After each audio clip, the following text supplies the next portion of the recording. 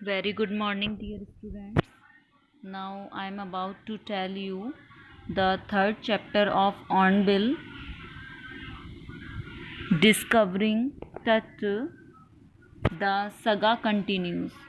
अब बच्चों आपको लग रहा होगा कि मतलब ये क्या नेम है चैप्टर का, डिस्कवरिंग टट द सगा continuous.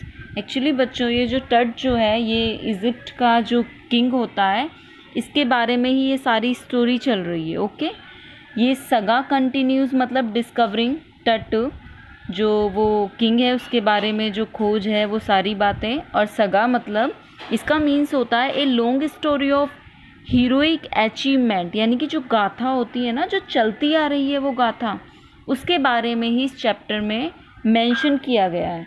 Okay dear student, so let's start. Okay, he was just a teenager when he died, the last heir of a powerful family that ruled. One second, dear students.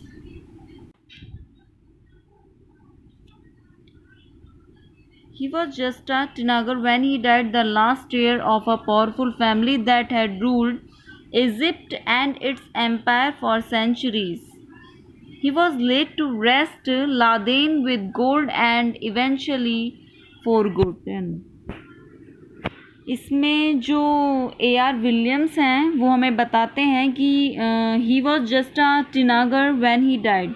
उसकी मृत्यु किशोरावस्था में हुई थी। किसकी? टट की। एक शक्तिशाली परिवार का अंतिम उत्तराधिकारी जिसने मिस्र और उसके साम्राज्य पर शताब्दियों तक राज्य किया। Okay, he was led to rest, laden with gold and eventually forgotten. उसे सोने के आभूषणों सहित मरने के बाद लिटा दिया गया और अंत में उसे लोग भूल गए। Okay, since the discovery of his tomb in 1922, the modern world has speculated about what happened to him, with murder being the most extreme possibility. इसमें नैरेटर A.R. विलियम्स कहते हैं कि सन 1922 में उसकी कब्र की खोज के बाद से आधुनिक संसार ने अनुमान लगाया है कि उसके साथ क्या घटना घटी थी जिसमें सबसे ज़्यादा संभावना उसकी हत्या की थी। Okay, now living this Tom for the first time in almost 80 years, Tut has undergone CT scan that offers new clues about his life and death and provides precise data for an accurate forensic reconstruction of the boyish pharaoh.